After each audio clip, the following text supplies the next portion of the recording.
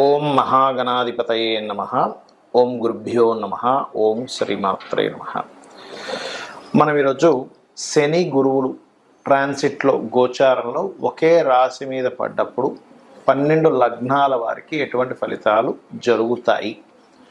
శని గురువులు ఒకవైపు మనకి డబుల్ ట్రాన్సిట్ కలిగించడం వల్ల మంచి శుభకరమైనటువంటి ఫ్రూట్ఫుల్స్ జరుగుతుంది, ఎటువంటి సందేహం లేదు. అలాగే కుజకేతువు కూడా కలిసి ఉంటున్నారు. మనకి ఈ రెండింటిని గమనించుకోవాలి. సో లగ్నం తెలిసిన వారు లగ్నం నుంచి చూసుకోండి, లగ్నం తెలియని వారికి రాశి నుంచి చూసుకోండి, అది సెకండరీ ఆప్షన్. సో ఈ విషయాలు చెప్తుంది నేనైనప్పటికీ కూడా చెప్పిస్తుంది సాక్షాత్ లలిత అమ్మవారికి భావిస్తూ ఒక్కొక్క లగ్నం గురించి మనం తెలుసుకుందాం. మీన లగ్నము, మీనరాశి. మీనం వారికి డబుల్ ట్రాన్సిట్ అనేది దశమం మీద ఉంది కాబట్టి వృత్తి పరమైనటువంటి విషయాల్లో అనుకూలంగా ఉంటుంది. టీచింగ్స్, బ్యాంకింగ్, కన్సల్టెన్సీ సెంటర్స్, లేకపోతే వేరే ప్రాంతానికి వెళ్ళి ఉద్యోగం చేయాలని ప్రయత్నం చేసేటువంటి వారికి ఇది అనుకూలమైనటువంటి విషయం. కొత్త ఉద్యోగంలో మార్పు, ఉద్యోగంలో ఎదుగుదలకి చాలా బాగుండేటువంటి సమయంగా చెప్పుకోవచ్చు. మరియు ఇక్కడ సహజంగానే ఈ గురువు కూడా ఎప్పుడైతే 4వ స్థానంలో చతుర్థ భావంలో ఉన్నాడో కన్స్ట్రక్షన్స్ చేయడానికి, కొత్తగా గృహము, వాహనం తీసుకోవడానికి కూడా అనుకూలిస్తుంది. అయితే ఈ కుటుంబ సభ్యుల్లో ఎవరైనా ఉన్నత విద్యల కోసం చేసే ప్రయత్నం ఫలిస్తుంది.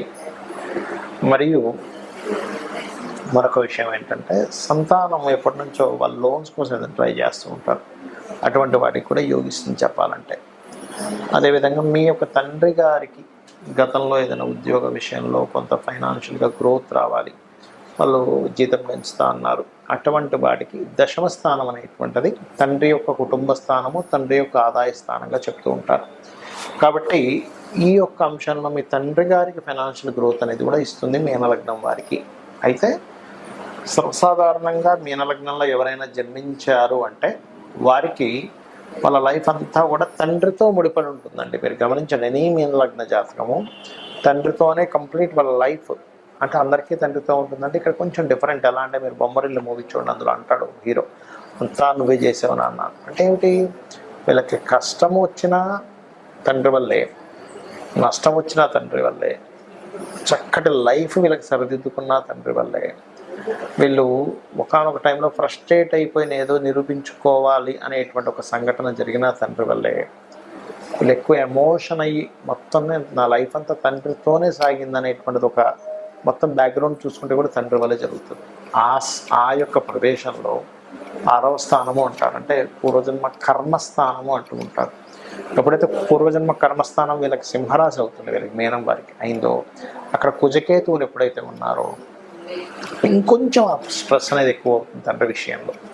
సో అది తగ్గాలి అంటే కనుక కుజకేతు గ్రహాల దగ్గర దీపారాధన, కందులు ఉలవలు దానంగా ఇవ్వడం, మరియు దీంతో పాటు ఏల్నాడు శని నడుస్తుంది కదా అని చాలామంది భయపడుతున్నారు. ఒకటే చెప్తున్నాను, ఏల్నాడు శనిలో నేను చాలాసార్లు చెప్పాను, సీఎంలు పిఎంలు కూడా అయ్యారు. నరేంద్ర మోడీ గారు పిఎం అయింది, అది ఆ సమయంలోనే స్వర్గీయ ఎన్టీ రామారావు గారు సీఎం అయింది, అప్పుడే చంద్రబాబు నాయుడు గారు కావచ్చు, జగన్ గారు కావచ్చు, అనేకమైనటువంటి దేశాల్లో కొంతమంది ప్రెసిడెంట్లు అవ్వడానికి కూడా కారణం అదే అని చెప్పారు. కాబట్టి డోంట్ వరీ, జస్ట్ మీరు ఏంటంటే పోస్ట్పోన్ చేయకండి పనులు ఏవి కూడా. ఎక్సర్సైజ్ చేయండి, వాకింగ్ చేయండి, ఎక్కువగా మధ్యాహ్నం పూట నిద్రపోకండి. ఖచ్చితంగా శని యొక్క అనుగ్రహం కలుగుతుంది. నిత్యము ఆంజనేయ స్వామి ఆలయాలకు వెళ్తూ ఉండండి, రాజరాజేశ్వరి అమ్మవారి యొక్క అష్టోత్తరం చేసుకోండి.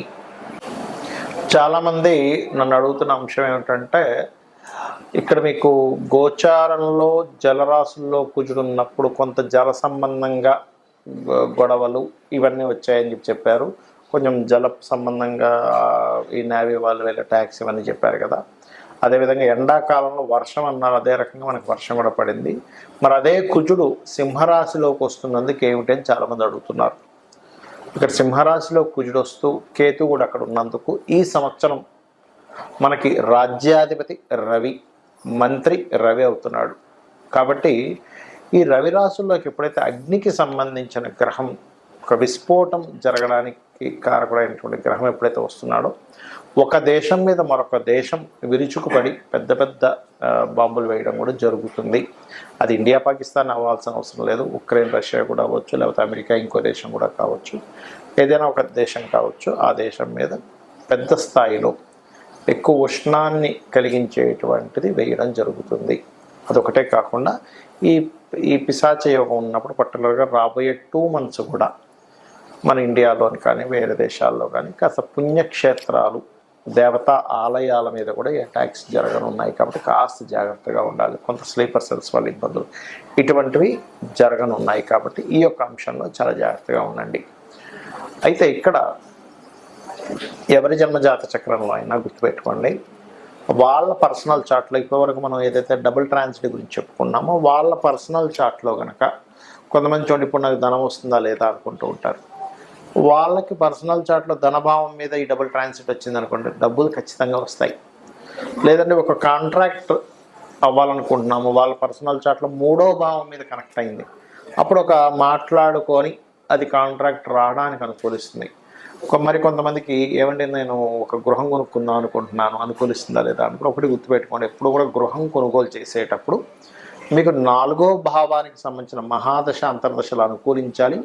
ఈ డబుల్ ట్రాన్సిట్ 4వ భావంలోకి రావాలి. దాంతోపాటు మీరు ఏదైతే గృహం కానీ స్థలం కానీ కొనుగోలు చేసేటప్పుడు ఆ దిశ అంటే ఒక్కొక్క పేరు గల వాళ్ళకి ఒక్కొక్క దిశ మనకి వస్తుందని చెప్పారు శాస్త్రంలో. ఎక్కడా కూడా తూర్పు ఉత్తరం మాత్రమే మంచివి, దక్షిణం పడమర మంచిది కాదని ఎక్కడా చెప్పలేదు.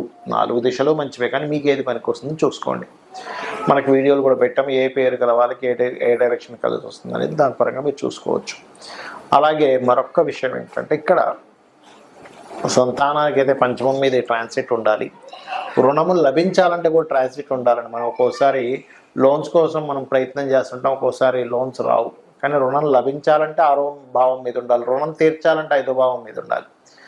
అయితే ఇక్కడ మనము ట్రాన్సిట్ రావడం ఒక ఎత్తు అయితే కొన్ని పనులు అవ్వడానికి లలితాంబిక అమ్మవారి యొక్క అనుగ్రహం కలిగితే కూడా పనులు అయిపోతాయి. అవి ఎలాగా అంటే ఇప్పుడు ఫైనాన్షియల్గా ఇబ్బంది పడుతున్నారు, ఓం సంపత్కరీ సమారూఢ సింధుర వ్రజ సేవితాయ నమః చేసుకోండి.